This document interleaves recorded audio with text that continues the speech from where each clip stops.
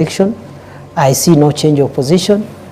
And the only thing I don't understand is this thing about is it the kingpin or something. I don't understand it because there is no office like that. Well, and are you still hopeful, and do you think there is a possibility of you becoming William Ruto's running mate come 2027? How would I know?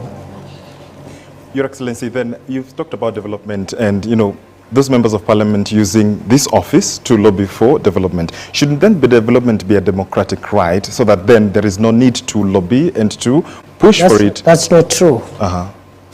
The reason you have subnational representation of political leaders, members of the National Assembly, members of the Senate, their mandate is subnational.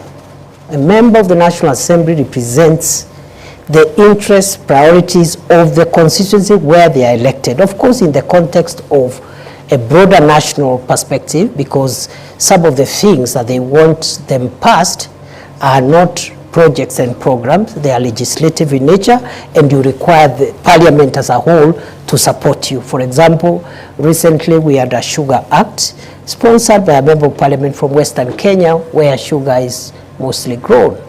But it required the votes of the member for the members from Northeastern Coast, where there is no sugar, and Central, to pass it. So the point is this: it is not true to say that a member of parliament does not need to articulate the interest of their people, because they are elected purposely for that.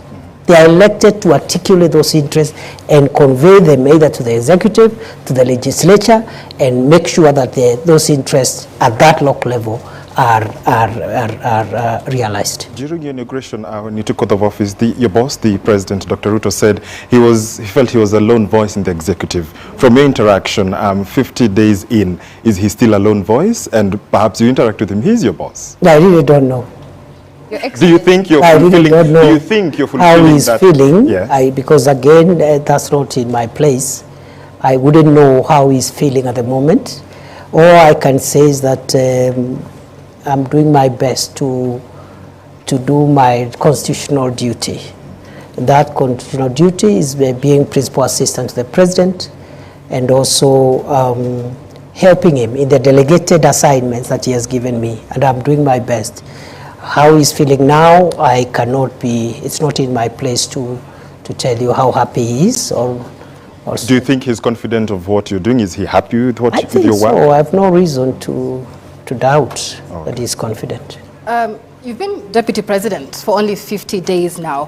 What would you say is the qualitative difference between you and the former deputy president, given that the operating environment hasn't changed? It would be very improper for me to start comparing myself with my brother, the second deputy president.